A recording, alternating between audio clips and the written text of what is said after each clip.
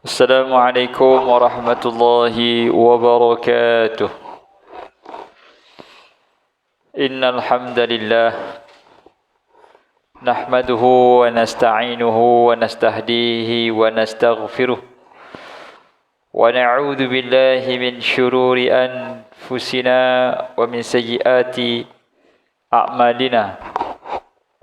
Man yahdihillahu fala mudilla lahu ومن يضلل فلا هادي له أشهد أن لا إله إلا الله وحده لا شريك له وأشهد أن سيدنا محمدا عبده ورسوله سبحانك لا علم لنا إلا ما علمتنا إنك أنت العليم الحكيم قال رب اشرح لي صدري ويسر لي أمري wahlul uqdatan min lisani yafqahu qawli.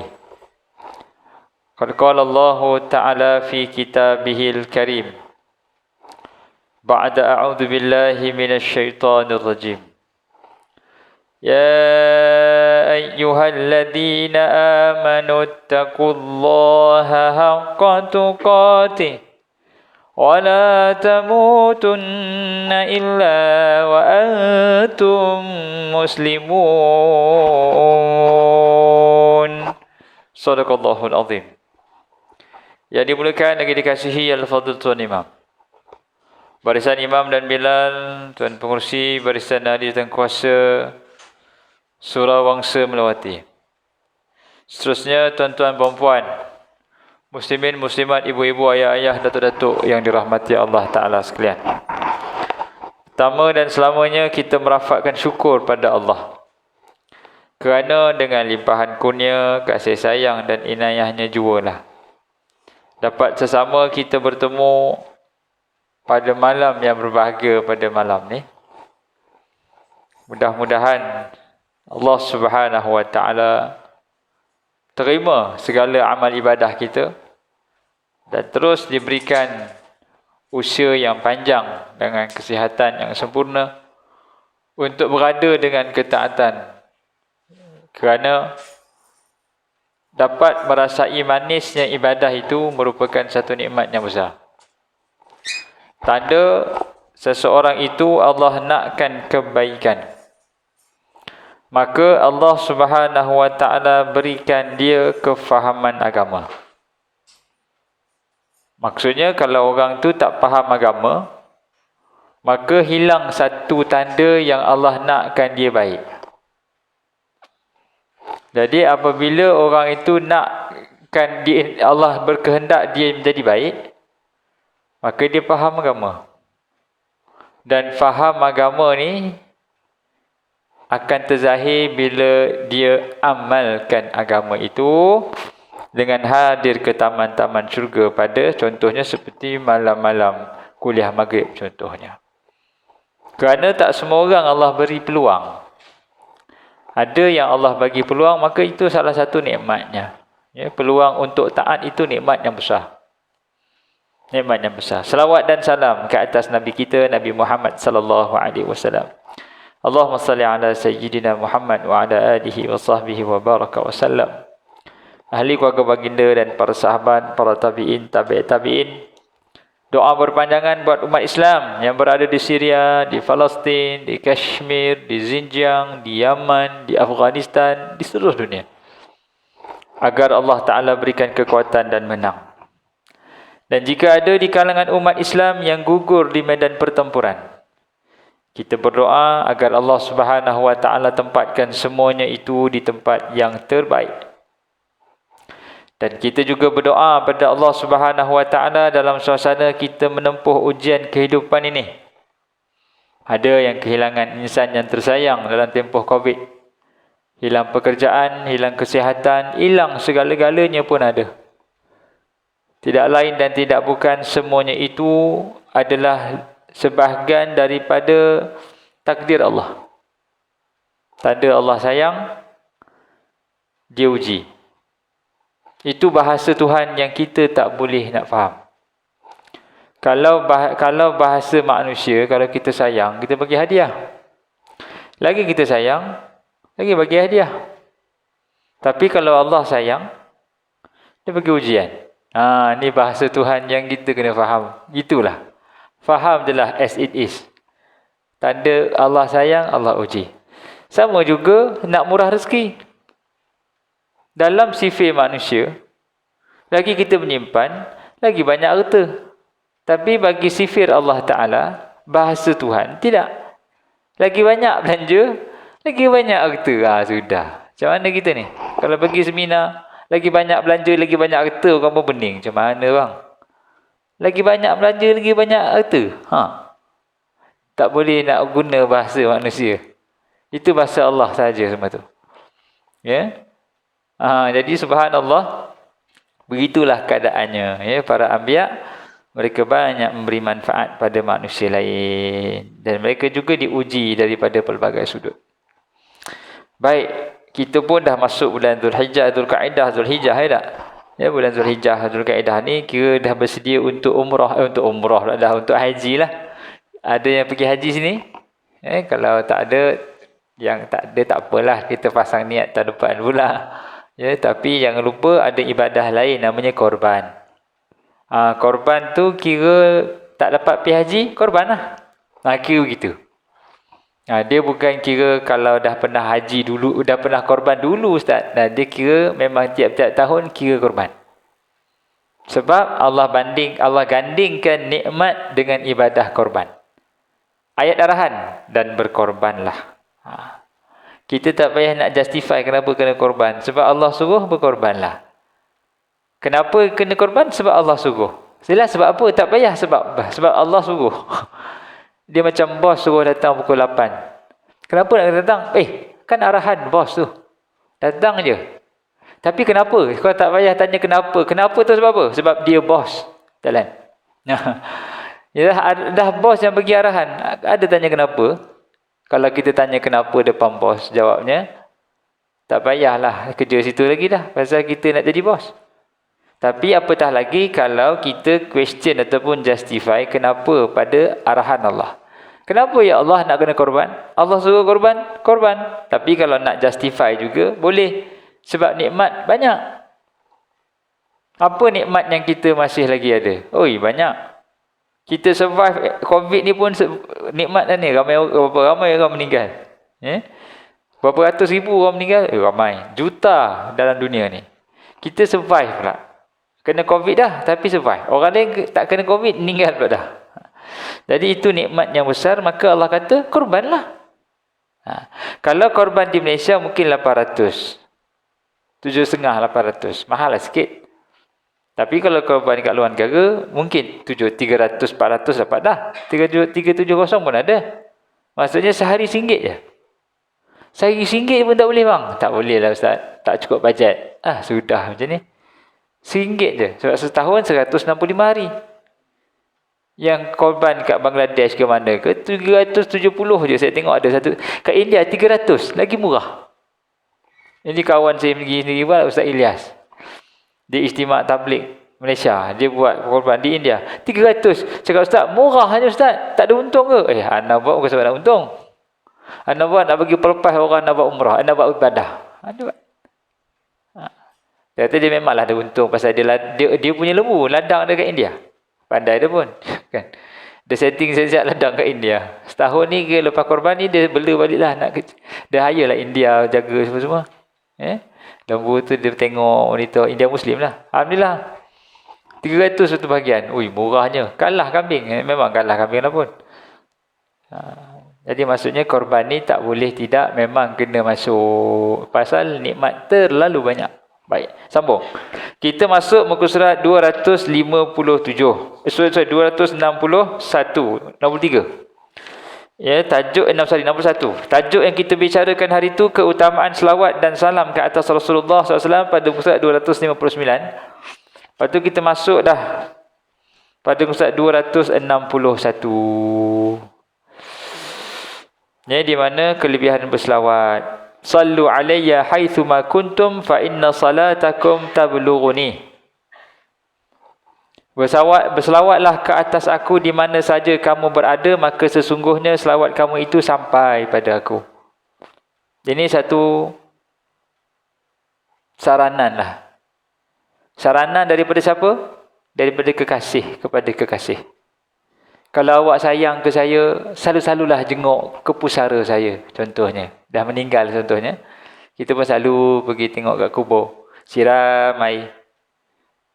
Setahun siram air. Pasal sayangnya pada pasangannya. Sayangnya isteri kepada arwah suaminya. Tiap-tiap pagi mesti tengok kubur. Ini macam arwah nenek saya, arwah tok saya lah. Tiap-tiap pagi pergi ziarah kubur isteri dia. Nenek saya. Siram air. 2-3 tahun. Tok pun meninggal. Tabah dia. Setengah orang tak tahan tu. Mungkin seminggu je lah. Lepas tu ada ke calon lain katanya. Dia cari calon pula. Nah, itu tak dapat dinafikan. Kerana lelaki bukan kira dah mati. Hidup dia pun dia cari calon. Ada calon lain tak? Kenapa pula Haji? Rasa-rasa macam kena cari calon. Bermasalah betul. Tak apalah. Apapun juga yang dipesan oleh Rasulullah SAW ini adalah pesanan kekasih kepada kekasihnya. Apa dia? Sallu alayya. Selawatlah pada aku di mana saja kamu ada. Sesungguhnya ucapan selawat kamu itu sampai pada aku. Tiba-tiba kita buat pula tak selawat. Orang selawat beribu-ribu, kita tak selawat.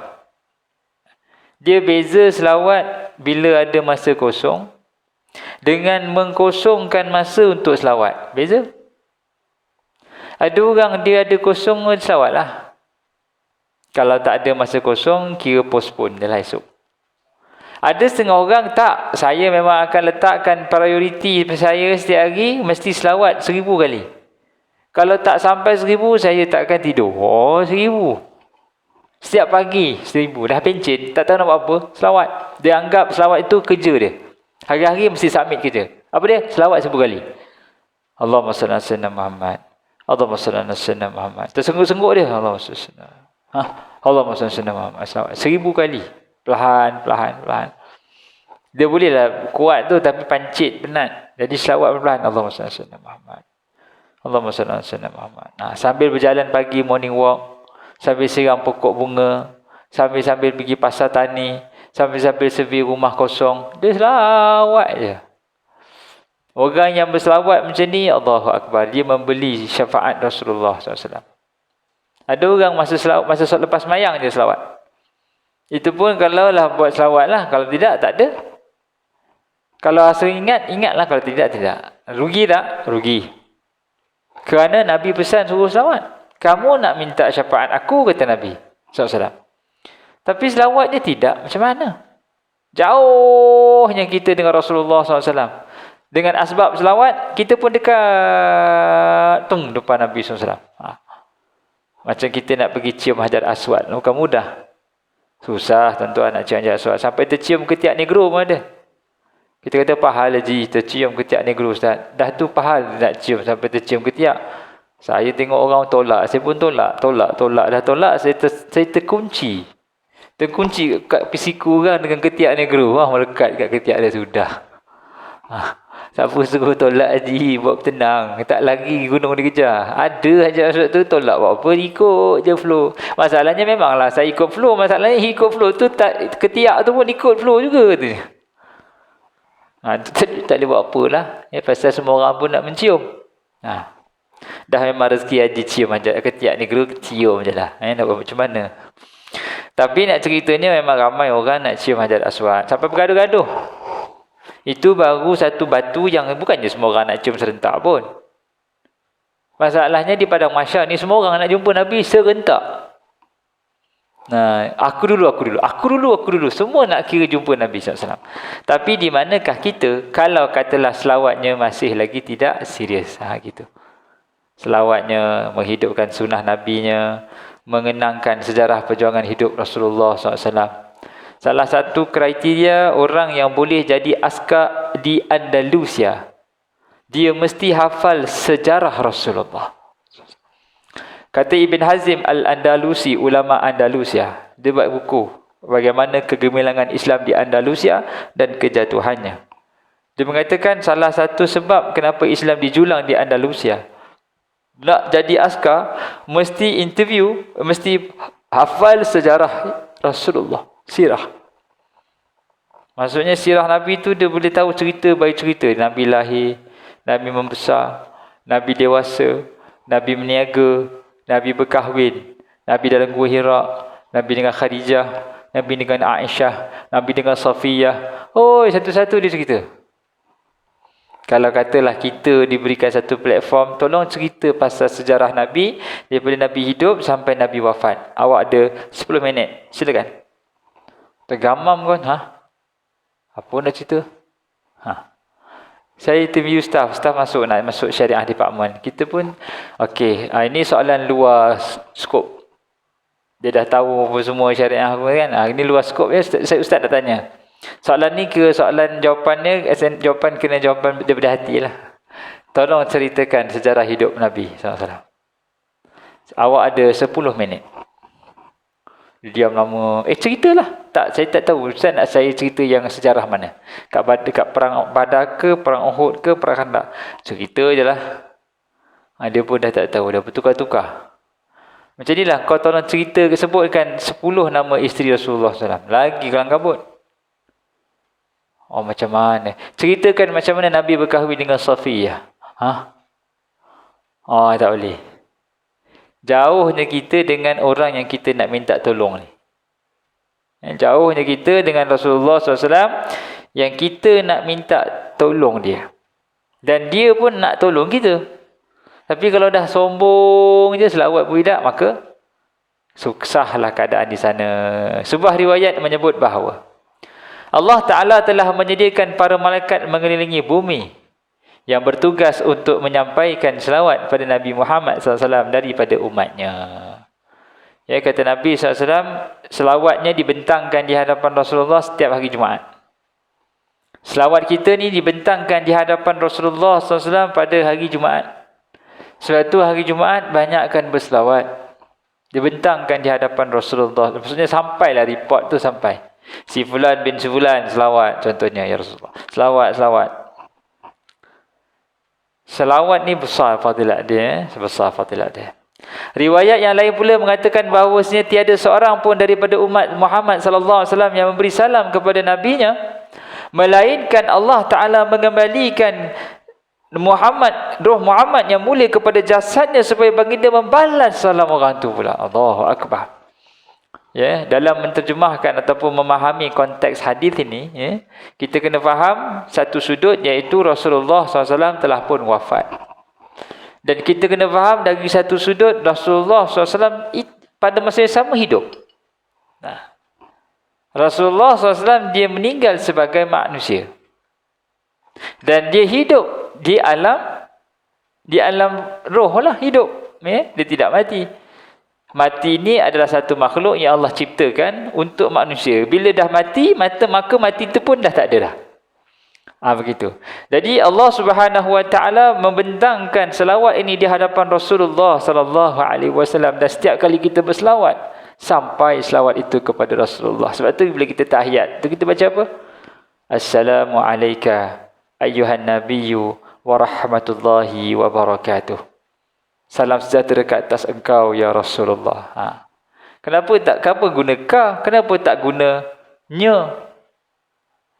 Assalamu alaihi wa ala ibadi ada. Ya Allah, sampaikan selawat aku kepadanya.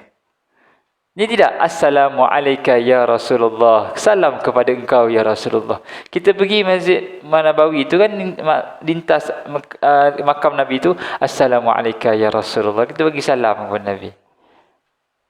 Maksudnya apa? Nabi SAW secara manusiawinya ialah meninggal jasad tu. Tetapi Nabi SAW sentiasa hidup di sisi Allah Subhanahu Wa Taala untuk melihat umat-umatnya dan mendengar selawat daripada umatnya. Gitu. Itu cara kita faham. Tak payah nak pening-pening, Ustaz macam mana ni, Ustaz macam ni. Tak payah. Terima je as it is. Ya, sebagai manusia, Abu Bakar berkata, siapa beriman pada Allah, siapa beriman pada Muhammad qad mat, dia mati physically. Tetapi siapa beriman kepada Allah akan kekal selama-lamanya. Tetapi menjawab juga ada hujah yang menyatakan bahawa, dan yang kita boleh faham juga adalah Rasulullah SAW terus selamanya hidup. Ya, kerana namanya disebut-sebut seluruh dunia. Asyhadu anna Muhammadar Rasulullah. Hidup nama Nabi SAW. Dan selawat itu dibentangkan di hadapan Rasulullah SAW. Mengenai ganjaran terhadap salam tersebut di dalam sebuah riwayat yang mengatakan bahawa atas tiap-tiap salam yang diucap setiap Muslim, maka Allah Ta'ala akan membalasnya dengan 10 salam sebagaimana balasannya terhadap selawat. Assalamualaikum ya ayuhan nabiyyu wa rahmatullahi wa barakatuh. Assalamu alaina wa ala ibadillah salihin. Itu antara rangkap yang kita baca dalam tayat akhir. Tayat awal, tayat akhir. Sabdanya lagi, raghima anfu rajulin dzukirtu indahu falam yusalli alaihi. Akan hinalah. Raghima anfu ni maksudnya ruginya. Raghima anhu. Rugi. Apa benda yang rugi ni? Orang yang apabila aku disebut di hadapannya, maka dia tidak berselawat atasku.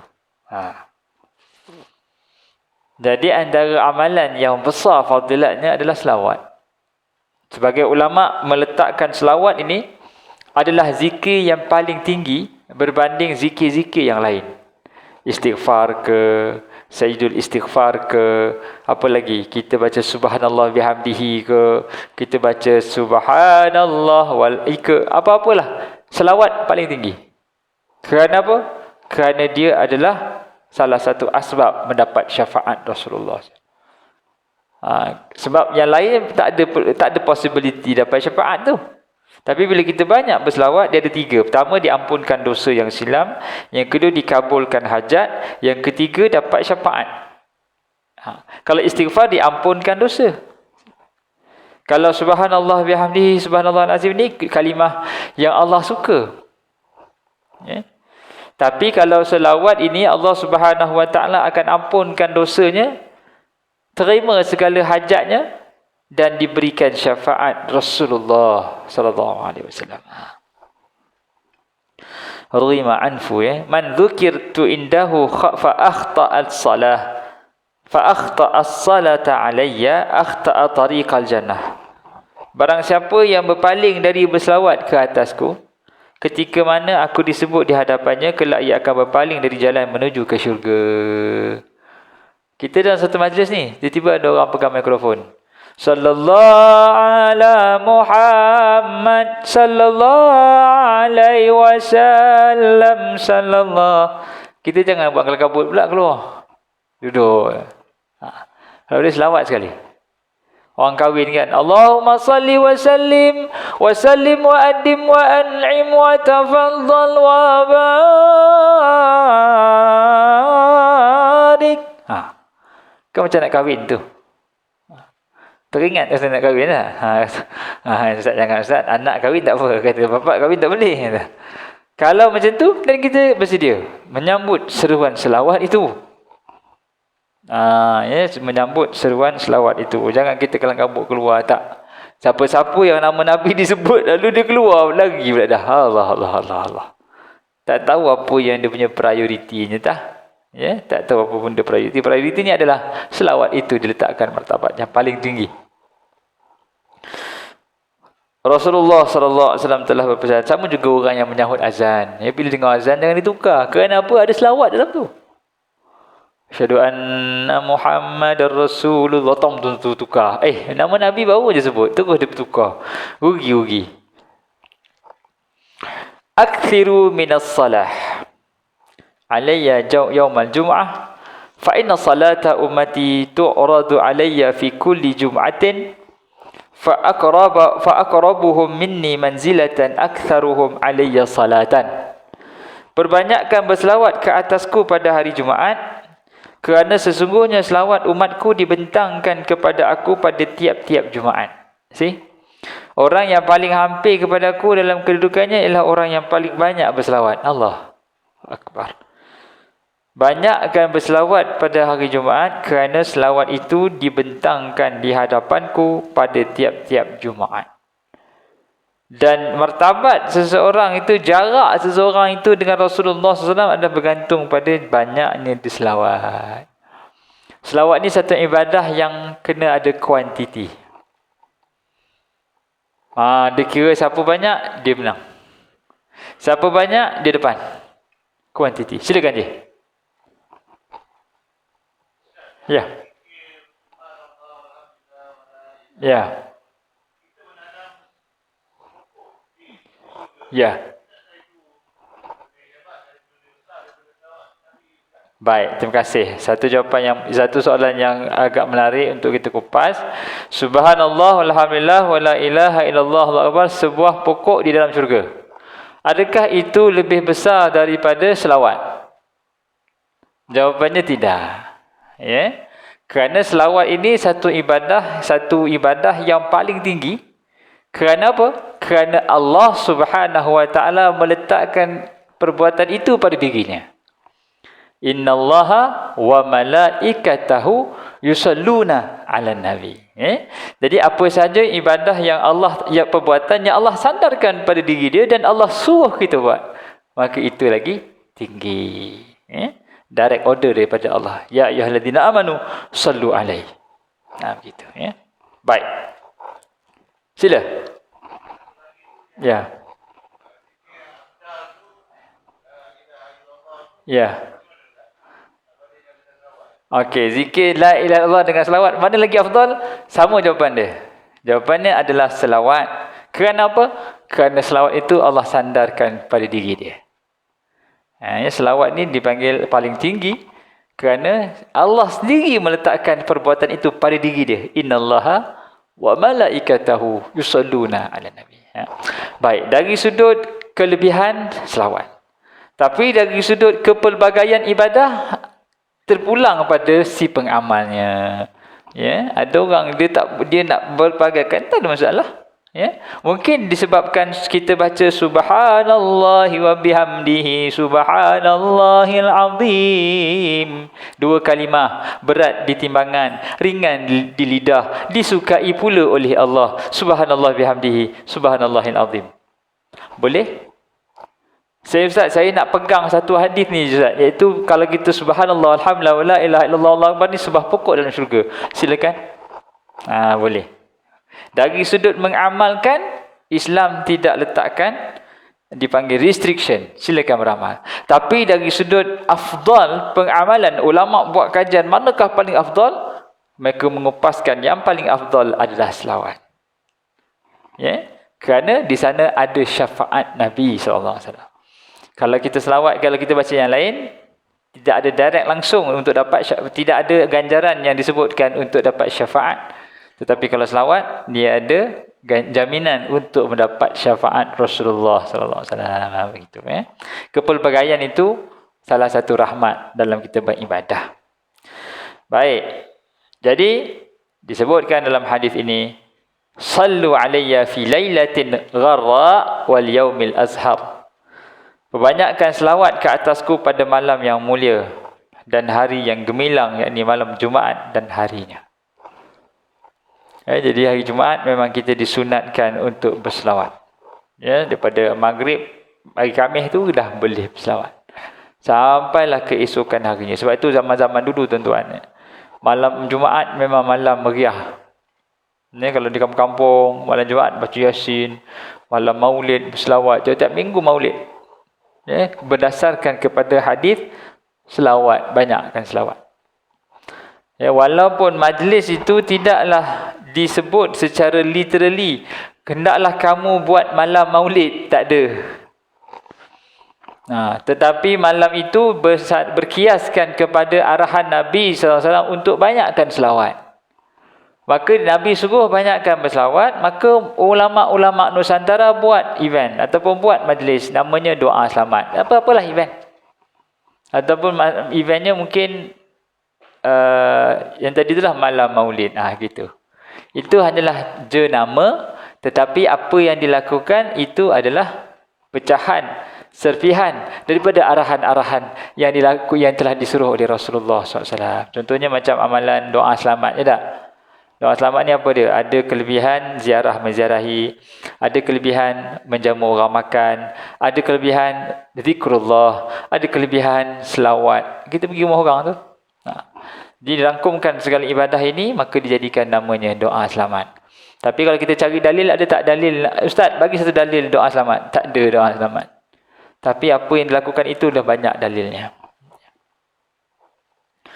Maka hendaklah setiap mukmin itu memperbanyakkan selawat ke atas Rasulullah sallallahu alaihi wasallam pada setiap waktu dan masa. Teristimewa sekali pada malam Jumaat dan hari Jumaat. Sentiasa gandingkan salam bersama-sama dengan selawat. Kerana Allah Subhanahu wa taala telah memerintahkan menyebut kedua-duanya sekaligus sebagaimana firman yang disebutkan di atas tadi. Dalam hadis yang diriwayatkan oleh yang diriwayatkan daripada Allah Taala, Nabi Muhammad SAW bersabda, Man salla alayka sallaitu alaihi wa man sallama alayka sallamtu alaihi. Siapa yang berselawat ke atasmu wahai Muhammad, nescaya aku, yakni Allah, akan selawat ke atasnya. Dan siapa yang memberi salam ke atasmu, nescaya aku memberi salam ke atasnya juga. Bagi orang yang berselawat dan bersalam ke atas nabinya, hendaklah berselawat dan bersalam ke atas keturunannya sesudah itu. Kerana baginda sallallahu alaihi wasallam sangat mencintai orang-orang yang melakukan demikian. Ada banyak hadis yang menganjurkan berselawat dan salam ke atas keturunan Nabi sallallahu alaihi wasallam. Di dalam sebuah athar tersebut, bahawasanya selawat yang tidak disertakan ke atas keturunan Nabi itu dinamakan selawat yang pendek, seperti binatang yang tidak ada belakangnya, tidak komplit, gitu, tidak sempurna. Maka kita sebut apa? Allahumma salli ala sayyidina Muhammad wa ala alihi wa sahbihi ajma'in. Ataupun wa ali Muhammad. Allahumma salli ala Muhammad wa ali Muhammad. Allahumma salli ala Muhammad wa ali Muhammad. Habis tu Ustaz, yang sayyidina tu nak sebut ke tidak? Sebut pun boleh, tak sebut pun tak apa. Sayyidina ni adalah ucapan lafaz tuan. Allahumma salli ala sayyidina Muhammad pun boleh. Allahumma salli ala Muhammad pun boleh. Lafaz sayyidina ini merujuk pada tuan. Macam Datuk gitu, ataupun Tan Sri, ataupun apa sajalah. Boleh panggil nama dia gitu, dan tanpa ada pangkat pun tak apa. Nabi SAW tidak mengisahkan pangkat itu. Dan pangkat itu tidak memberi, menambah dan mengurangkan manfaat dan mudarat pada Rasulullah SAW. Tidak. Tapi kitalah yang nak dekat dengan Nabi SAW, maka selawatlah. Allahumma salli ala Muhammad wa ala ali Muhammad. Allahumma salli ala Muhammad wa ala ali Muhammad pun boleh. Allahumma salli ala sayyidina Muhammad wa ala ali sayyidina Muhammad. Dia panjang sikit. Tapi kita faham, kalau aku sebut ni mungkin ini ekstra. Ya Rasulullah, aku panggil engkau sayyidina ya Rasulullah. Begitu, Kita tak tahu apa hujah kita nak bercakap dengan Nabi esok kalau diberikan peluang. Kita nak sangat berjumpa dengan Nabi sallallahu alaihi wasallam, Lepas tu antara doa ataupun harapan kita sebagai orang mukmin ini, kita kena letakkan doa, iaitu setiap kali sebelum tidur kita kena minta pada Allah untuk bertemu dengan Rasulullah. Itu doa yang sangat bagus dan jarang orang nak doa. Ya Allah, rezekikan aku untuk bermimpi bertemu dengan kekasihmu Muhammad sallallahu alaihi wasallam, gitu. Kadang-kadang kita tak pernah nak letak niat nak jumpa Nabi. Dekat dunia pun tak pernah nak ada minta pada Allah nak jumpa. Lepas tu tiba-tiba akhirat nak jumpa. Jumpa tu feeling pun tak ada. Kalau kita jumpa seseorang yang banyak bagi manfaat pada kita, kita punya terhutang budi. Kita jumpa ex-boss kita yang banyak bantu kita untuk jadi seorang yang berjaya sampai hari ni. Kita pun berterima kasih kat bos. Terima kasih bos. Bos ambil saya kerja, ajar saya daripada bawah sampai atas. Terima kasih bos. Bila jumpa dia, bos memang bos. Saya belanja makan bos. Belanja makan. Itu tanda kita berbaik muamalah dengan kita punya ex-boss ke siapa-siapalah. Tapi dengan Rasulullah SAW kadang-kadang sejauh je. Itu satu kerugian yang amat dahsyat lah. Allahumma salli ala sayyidina Muhammad wa ala alihi wa sahbihi wa sallam. Habis bab selawat dan salam serta keutamaannya, habis musyrat 262. Masuk 263. Allahumma salli ala Muhammad. Baik, keutamaan doa dan adabnya. Adapun doa, maka Allah Subhanahu wa taala telah perintah pada kita untuk memohon kepadanya. Sesuai dengan firman-Nya yang mulia, iaitu a'udzubillahi minasyaitanirrajim. Ud'u rabbakum tadarru'an wa khufyah innahu la yuhibbul mu'tadin wa la tufsidu fil ardi ba'da islahiha wad'uuhu khawfan wa tama'a inna rahmatallahi qaribum minal muhsinin. Al-A'raf 55-56. Maksudnya, berdoalah pada Tuhan kamu dengan merendahkan diri dan suara yang perlahan. Ni adab dia. Sesungguhnya Allah tidak suka pada orang yang melanggar, melampau batas. Janganlah kamu membuat bencana di atas muka bumi sesudah diadakan kebaikan. Dan memohonlah kepada Tuhan kamu dengan perasaan takut dan penuh harap. Sesungguhnya rahmat Tuhan itu dekat kepada orang yang berbuat kebaikan. Surah Al-A'raf 55-56. Jadi apa dia punya sifat bila kita bermunajat? Tadarru'an wa khufyah. Rasa tadarru' iaitu merendah diri dan perlahan. Maksudnya kita disunatkan berdoa untuk rendahkan. Bila kita berdoa, rendahkan suara. Ya Allah, ampunkan aku, Ya Allah. Ya Allah, rahmati aku, Ya Allah. Itu antara doa yang disarankan. Tapi boleh tak kita nak tinggikan? Boleh. Tak ada masalah. Ya Allah. Ya Allah, tolonglah, Ya Allah. Boleh. Ya?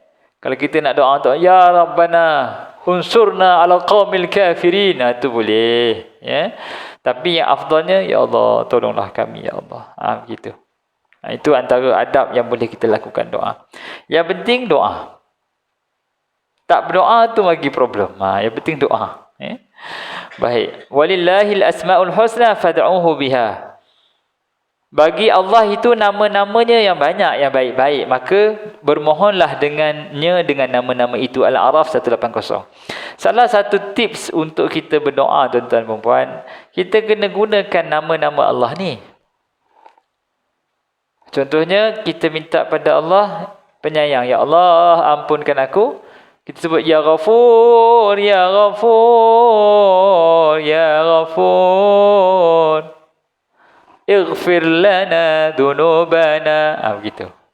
Ya Allah yang Maha Pengampun. Wahai Maha Pengampun, wahai yang Maha Pengampun, ampunkan kesalahan aku. Itu boleh. Ya Dzal Jalali wal Ikram. Ya Dzal Jalali wal Ikram. Amisna ala dinil Islam. Itu antara doa ataupun itu antara zikir yang ada menggunakan unsur-unsur berdoa menggunakan nama-nama Allah. Kalau susah sangat kita hafal je. Ya man huwallahu asmaul husna. Tapi kalau kita tak hafal semua, ambil satu dua kita baca. Bismillahirrahmanirrahim atau Bismillahirrahmanirrahim sebab nama Allah ada 3 situ. Ar-Rahman, Ar-Rahim dan nama Allah gitu. Tapi arahan Allah Ta'ala, saranan Allah Ta'ala, Allah berfirman, doalah gunakan nama-nama itu.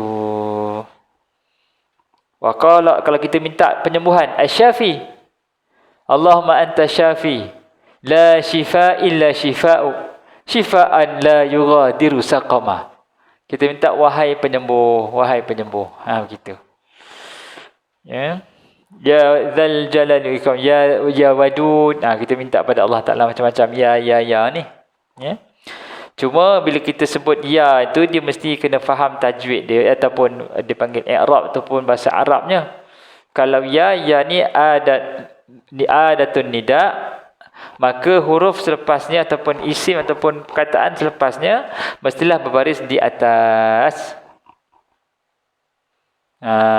Mesti berbaris di atas. Ya Rahmana, Ya Rahim, begitu. Ya Aba Bakr, Ya Aba. Baris atas. Ya Allah, gitu. Dia mesti ha. Apa yang diseru, maka dia mesti berbaris atas pada huruf tu, pada hujungnya sekali. Tapi selalunya kita main belasah je, kan. Dia ikut darus tu, dia asal sedap kat mulut je. Tapi sepatutnya dia kena mesti berbaris di atas. Ya Allah, gitu. Ha tu, baris atas. Bukan Ya Allahi ke Ya Allahu ke, Ya Allah. Itu kaedah i'rabnya lah. Macam Ya Dzal Jalal, dia bukan Dzal Jalal asalnya. Asalnya Dzul Jalal. Zal, waw, zu. Tetapi sebab ada ya, maka dia bertukar zu kepada za. Ya zal jalal. Asalnya ya zul, asalnya zul jalali wal ikram, zul jalal, tapi jadi zal jalal sebab ya. Ini bahasa Arab sikitlah tuan-tuan. Kalau dalam bahasa Arab dia dipanggil adat munada ataupun adat nida. Baik, wa qala rabbukum ud'uni astajib lakum. Dan berdoalah pada Allah Ta'ala, nescaya Allah akan kabulkan permintaan kita. Surah Al-Ghafir ayat ke-60. Huwal hayyul la ilaha illahu fad'uhu mukhlishina lahuddin alhamdulillah rabbil alamin. Surah Al-Ghafir ayat ke-65. Tadi Ghafir ayat ke-60 Dialah Tuhan, itu hidup, tiada Tuhan melainkan Allah, melainkan Dia. Sebab itu sembahlah Dia dalam keadaan tulus ikhlas, beragama kepadanya semata-mata, dan segala puji bagi Allah Tuhan semesta alam. Hak Allah Ta'ala untuk diesakan. Itu hak dia. Hak Allah Ta'ala untuk diesakan setiap saat dan ketika. Dari sudut kepercayaan, dari sudut percakapan, dari sudut perbuatan, hak Allah Ta'ala untuk diesakan. Tapi ada manusia yang dia beriman dan dia mengesakan Allah pada hatinya, tapi mulutnya bercakap tidak. Ataupun dia bercakap benda lain. Contohnya yang saya sebut dulu lah, dia pergi mungkin bawa Grab ke, bawa kereta ke, ada orang tanya, ni patung apa ni kat lalu depan Batu Cave? Ni Tuhan Hindu. Dia salah guna perkataan Tuhan Hindu. Depan sikit nampak patung Buddha. Oh, ni Tuhan Buddha pula. Depan sikit, oh ni Tuhan Kristian. Lepas tu anak tu tanya, Tuhan kita Allah. Jadi Tuhan ni satu ke banyak? Oh, Tuhan kita satu je. Lepas tu tadi Tuhan banyak pula. Oh, itu Tuhan orang lain. Jadi Tuhan ni berapa? Kata anak ni tadi. Dia pun pening, bapa pun pening, anak pun pening. Jadi jawapannya, Allah itu tunggal. Tidak ada dua, tak ada tiga. Habis tu yang lain tu semua bukan Tuhan. Yang itu patung. Simple. Itu apa ya? Itu patung Hindu. Dah. Itu patung Buddha, Cina. Dah. Tak payah sebut Tuhan dialah Tuhan kita, tak payah. Tak ada Tuhan selain Allah. Itu dari sudut percakapan. Perbuatan pun kena konsisten dengan apa di dalam hati. Ini segala perayaan agama pun dia nak raih masalah ni. Dalam hatinya menafikan Tuhan selain, menafikan entiti lain diangkat sebagai Tuhan. Tapi bila meraihkan, dia sama naik pula. Macam dia punya agama pula. Masalah. Tak boleh even wish happy agama tu pun tak boleh. Melainkan kalau dia upacara adat. Adat tak apa. Macam Chinese New Year itu adat. Okey. Tapi kalau ada unsur agama yang mana ianya menatijahkan pengiktirafan kepada makhluk selain Allah sebagai Tuhan, maka tak boleh. Wish pun tak boleh. Kita hanya boleh sebut happy holiday. Dah. Ni tak happy may God bless you. Dia pula may God bless you. Dia pula tolong doakan. Haram. Rosak akidah kalau tak dipaham sungguh-sungguh. Sebab hak Allah Ta'ala untuk diesakan. Kita mengesakan Tuhan lain dah. Kita mengiktiraf Tuhan lain. Manakah? Dalam hatinya tidak sekonsisten di mulut dan tindakan. Dia pesan pada anak-anak kita. Mungkin kita dah terlepas lah zon-zon bekerja di pejabat apa semua kan. Kita kena konsisten di pejabat. Saya pesan kepada bos-bos, jangan sekali-kali apa yang di mulut tidak konsisten dengan apa yang di hati. Hak Allah Ta'ala untuk diesakan di hati, di mulut, perbuatan. Ni pun dia sibuk-sibuk pula nak deko-deko bawa tenang. Jangan disebabkan hanya nak deko-deko, nak ambil hati, takut terbatal akidah. Dia boleh join sekali upacara dengan api-api, asap-asap tu. Ni masalah. Allahu Akbar. Ini berlaku dalam masyarakat kita. Melainkan kalau dia pihak yang berkuasa. Itu dia lain fiqah dia. Fiqah orang awam lain. Fiqah pihak berkuasa itu dia punya hal. Sebab dia berkuasa untuk menjaga orang bukan Islam dalam negara. Kita tak ada hak tu nak jaga. Dia yang patut kena jaga. Jadi insya-Allah kita berhenti puasa 264. Mudah-mudahan kita dapat sambung pada siri yang akan datang. Apa yang baik itu pada Allah Taala, yang kurang itu kelemahan di saya. Wassalamualaikum warahmatullahi wabarakatuh.